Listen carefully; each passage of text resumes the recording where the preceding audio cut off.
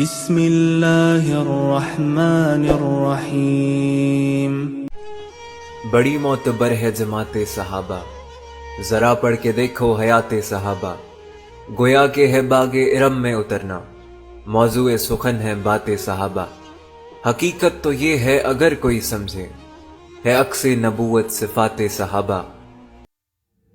حضرت عمر حضرت ابو بکر صدیق کے بعد مسلمانوں کے دوسرے خلیفہ راشد محمد صلی اللہ علیہ وآلہ وسلم کے سسر اور تاریخ اسلام کی اہم ترین شخصیات میں سے ایک ہیں۔ حضرت عمر بن خطاب رضی اللہ تعالیٰ عنہ اشرم مبشرہ میں سے ہیں۔ ان کا شمار علماء و زاہدین صحابہ میں ہوتا تھا۔ حضرت ابو بکر صدیق رضی اللہ تعالیٰ عنہ کی وفات کے بعد 23 اگست سن 634 عیسوی مطابق 22 جمادی الثانی سن 13 ہجری کو خلافت سنبھالی۔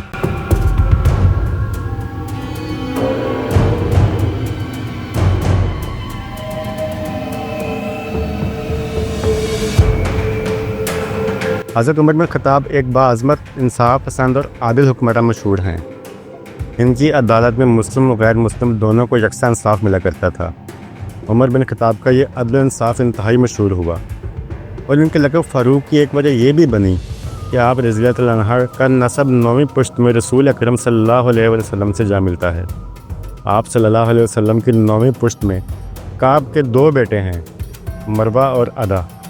رسول اللہ صلی اللہ علیہ وسلم مروہ کی اولاد میں سے ہیں، جبکہ حضرت عمر رضی اللہ تعالیٰ عنہ ادا کی اولاد میں سے ہیں۔ ناظرین کرام، حضرت عمر بن خطاب ہجری تقویم کے بانی بھی ہیں، یعنی ہجری کیلنڈر کے۔ ان کے دور خلافت میں عراق، مصر، لیبیا، سرزمین شام، ایران، خراسان، مشرقی اناطولیہ، جنوبی آرمینیا اور سبہستان فتح ہو کر مملکت اسلامی میں شامل ہوئے، اور اس کا رقبہ 22,51,030 مربع میل پر پھیل گیا۔ حضرت عمر بن خطاب کے ہی دور خلافت میں پہلی مرتبہ یروشلم فتح ہوا۔ اس طرح سسائی سلطنت کا مکمل رقبہ اور باذنطینی سلطنت کا تقریباً تہائی حصہ اسلامی سلطنت میں آ گیا۔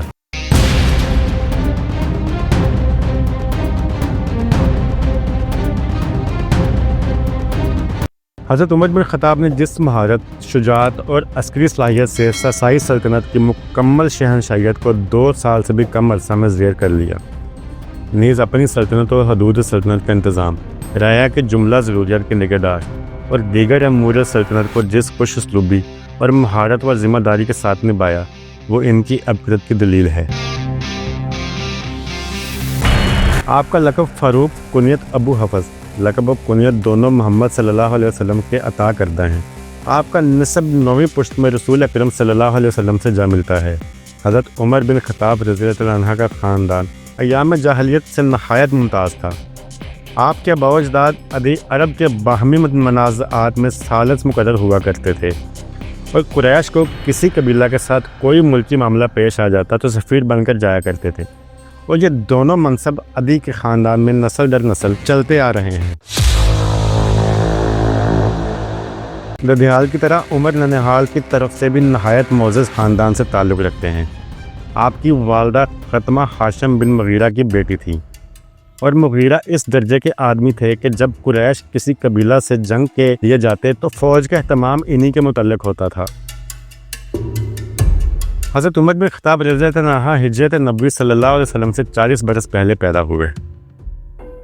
جب آپ کا آغاز ہوا تو ان شریفانہ مشغلوں میں مشغول ہوئے جو شرفائے عرب میں عموماً رائج تھے، یعنی نسب دانی، سپاہ گیری، پہلوانی اور خطابت میں مہارت پیدا کی، خصوصاً شہ سواری میں کمال حاصل کیا۔ اس زمانہ میں انہوں نے لکھنا پڑھنا بھی سیکھ لیا تھا، چنانچہ زمانہ جاہلیت میں جو لوگ لکھنا پڑھنا جانتے تھے ان میں سے ایک عمر بن خطاب بھی تھے۔ تعلیم سے فارغ ہونے کے بعد فکر معاشی کی طرف متوجہ ہوئے۔ عرب میں لوگوں کا ذریعہ معاش زیادہ تر تجارت تھا، اس لیے انہوں نے بھی اس سلسلہ میں دور دور ممالک کا سفر کیا۔ اس سے آپ کو بڑے تجربے اور فوائد حاصل ہوئے۔ آپ کی خودداری، بلند حوصلگی، تجربہ کاری اور معاملہ فہمی اس کا نتیجہ تھی کہ انہی اوصاف کی بنا پر قریش نے آپ کو سفارت کے منصب پر بھی مامور کر دیا تھا۔ قبائل میں جب کوئی پیچیدگی پیدا ہو جاتی تو آپ ہی سفیر بن کر جاتے تھے، اور اپنے غیر معمولی فہم و تدبیر اور تجربہ سے اس مسئلے کو حل کرتے تھے۔ عمر بن خطاب کا 27واں سال تھا کہ ریگستان عرب میں آفتاب اسلام روشن ہوا۔ اور مکہ کی گھاٹیوں سے توحید کی صدا بلند ہوئی۔ عمر بن خطاب رضی اللہ تعالیٰ عنہ کے لیے یہ آواز نہایت ناموس تھی، اس لیے سخت برہم ہوئے، یہاں تک کہ جس کی نسبت معلوم ہو جاتا کہ یہ مسلمان ہو گیا ہے اس کے دشمن بن جاتے۔ ان کے خاندان کی کنیز بسینہ نامی مسلمان ہو گئی تھی، اس کو اتنا مارتے کہ مارتے مارتے تھک جاتے، بسینہ کے سوا اور جس پر بھی قابو چلتا زد و کوب کرتے، لیکن اسلام کا نشہ ایسا نہ تھا جو چڑھ کر اتر جاتا۔ ان تمام سختیوں پر ایک شخص کو بھی وہ اسلام سے بدل نہ سکے۔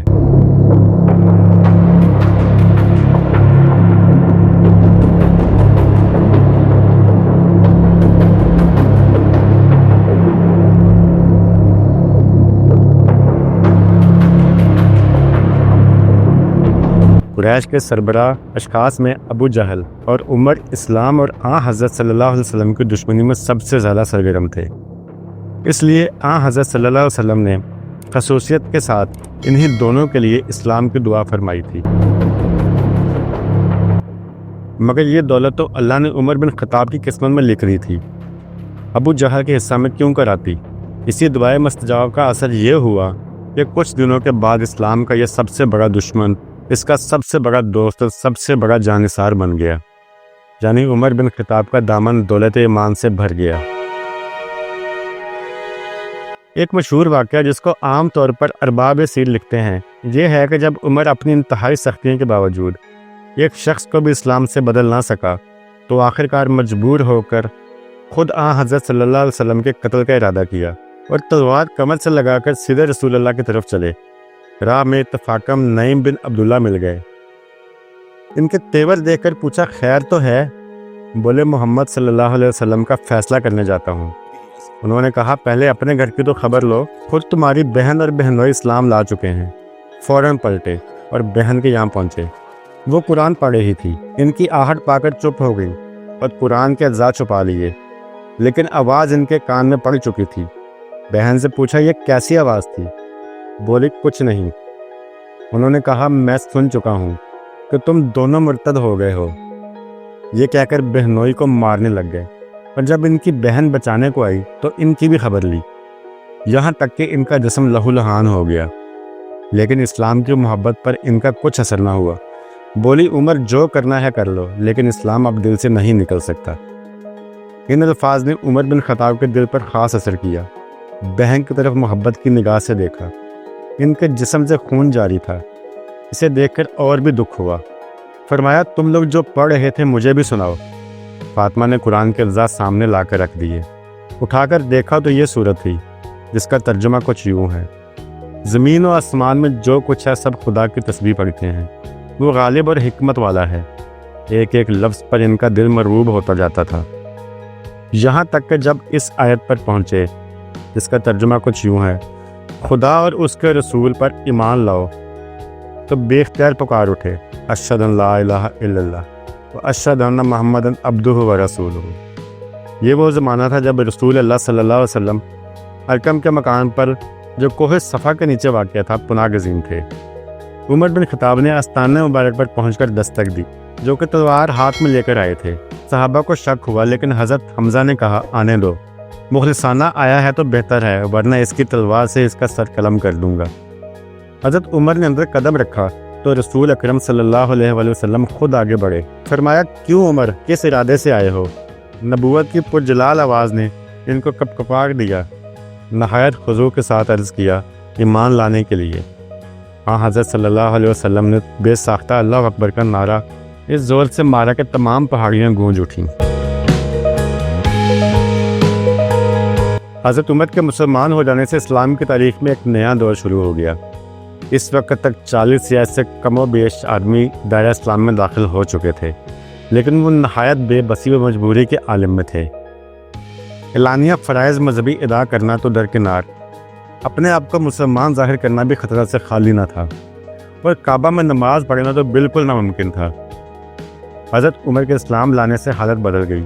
انہوں نے اعلانیہ اپنے اسلام کا اظہار کیا، صرف اتنا ہی نہیں بلکہ مشرکین کو جمع کر کے بآواز بلند اپنے ایمان کا اعلان کیا۔ مشرکین نہایت ناراض ہوئے، لیکن آس بن وائل نے جو رشتہ میں حضرت عمر بن خطاب کے ماموں تھے، ان کو اپنی پناہ میں لے لیا۔ حضرت عمر بن خطاب رضی اللہ تعالیٰ عنہ قبول اسلام سے پہلے اپنی آنکھوں سے مسلمانوں کی مظلومیت کا تماشا دیکھتے تھے، اس لیے شوق و مساوات نے اسے پسند نہ کیا کہ وہ اسلام کی نعمت سے سرفراز ہونے کے بعد عاص بن وائل کی حمایت کے سہارے اس کے نتائج سے محفوظ رہیں۔ اس لیے انہوں نے پناہ قبول کرنے سے انکار کر دیا اور برابر ثبات و استقلال کے ساتھ مشرکین کا مقابلہ کرتے رہے، یہاں تک کہ مسلمانوں کی جماعت کے ساتھ برابر کعبہ میں جا کر نماز ادا کی۔ یہ پہلا موقع تھا کہ حق باطل کے مقابلہ میں سر بلند ہوا اور حضرت عمر کو اس صلہ میں دربار نبوت سے فاروق کا لقب ملا۔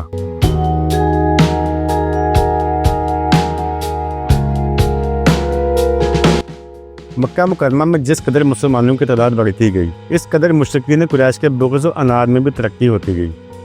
اگر پہلے وہ صرف فطری و خونخواری اور جوش مذہبی کی بنا پر مسلمانوں کو اذیت پہنچاتے تھے، تو اب انہیں سیاسی مصالحت نے مسلمانوں کے کامل احتساب پر آمادہ کر دیا تھا۔ سچ یہ ہے کہ اگر مسلمانوں میں غیر معمولی جوش و ثبات اور وارفتگی کا مادہ نہ ہوتا، ایمان پر ثابت قدم رہنا غیر ممکن تھا۔ حضرت عمر بن خطاب 7 نبوی میں اسلام لائے اور 13 نبوی میں ہجرت ہوئی۔ اس طرح گویا انہوں نے اسلام لانے کے بعد تقریباً 6 یا 7 برس تک قریش کے مظالم برداشت کیے۔ جب مسلمانوں کو مدینہ کی جانب ہجرت کی اجازت ملی تو عمر بن خطاب بھی سفر کے لیے آمادہ ہوئے اور بارگاہ نبوت سے اجازت لے کر چند آدمیوں کے ساتھ مدینہ کی طرف روانہ ہوئے، اور اس شان کے ساتھ روانہ ہوئے کہ پہلے مسلح ہو کر مشرکین کے مجمع سے گزرتے ہوئے خانہ کعبہ پہنچے، نہایت اطمینان سے طواف کیا، نماز پڑھی، پھر مشرکین سے مخاطب ہو کر کہا جس کو مقابلہ کرنا ہے وہ مکہ سے باہر نکل کر مقابلہ کر لے، لیکن کسی کی ہمت نہ ہوئی اور وہ مدینہ روانہ ہو گئے۔ حضرت عمر خطاب رضی اللہ عنہ مدینہ پہنچ کر قباء میں رفاع بن عبد المنذر کے مہمان ہوئے۔ حضرت عمر کے بعد اکثر صحابہ نے ہجرت کی، یہاں تک کہ 622 عیسوی میں حضرت محمد صلی اللہ علیہ وسلم بھی مکہ کی گھاٹیوں سے نکل کر مدینہ آ گئے۔ حضرت صلی اللہ علیہ وسلم نے مدینہ تشریف لانے کے بعد غریب الوطن مہاجرین کے رہنے سہنے کا اس طرح انتظام فرمایا کہ ان میں اور انصار میں برادری قائم کر دی۔ اس موقع پر انصار نے عدیم النظیر اثار سے کام لے کر اپنے مہاجر بھائیوں کو مال و اسباب میں نصف کا شریک بنا لیا۔ اس رشتہ کے قائم کرنے میں درجہ و مراتب کا خاص طور پر خیال رکھا گیا، یعنی جو مہاجر جس رتبہ کا تھا اس سے حیثیت کے انصاری سے اس کی برادری قائم کی گئی۔ چنانچہ حضرت عمر کے برابر اسلام حضرت عتبہ بن مالک قرار پائے گئے، جو قبیلہ بنی سالم کے معزز رئیس تھے۔ مدینہ کا اسلام مکہ کی طرح بے بس و مجبور نہ تھا، بلکہ اب آزادی اور اطمینان کا دور تھا، اور اس کا وقت آ گیا تھا کہ فرائض و ارکان محدود اور معین کیے جائیں، نیز مسلمانوں کی تعداد وسیع سے وسیع تر ہوتی جاتی تھی اور وہ دور دور کے محلوں میں آباد ہونے لگے۔ اس بنا پر شدید ضرورت تھی کہ اعلان نماز کا کوئی طریقہ معین کیا جائے۔ چنانچہ حضرت محمد صلی اللہ علیہ وسلم نے سب سے پہلے اس کا انتظام کرنا چاہا۔ بعض صحابہ کی رائے ہوئی کہ آگ جلا کر لوگوں کو خبر کی جائے، بعض کا خیال تھا کہ یہودیوں اور عیسائیوں کی طرح حوق و نفوذ سے کام لیا جائے۔ عمر بن خطاب نے کہا کہ ایک آدمی اعلان کے لیے کیوں نہ مقرر کیا جائے۔ رسول اللہ صلی اللہ علیہ وسلم کو یہ رائے پسند آئی اور اسی وقت حضرت بلال کو اذان کا حکم دیا گیا۔ اس طرح اسلام کا ایک شعار اعظم عمر بن خطاب رضی اللہ عنہ کی رائے کے موافق قائم ہوا، جس سے تمام عالم قیامت تک دن اور رات میں 5 وقت توحید اور رسالت کے اعلان سے گونجتا رہے گا۔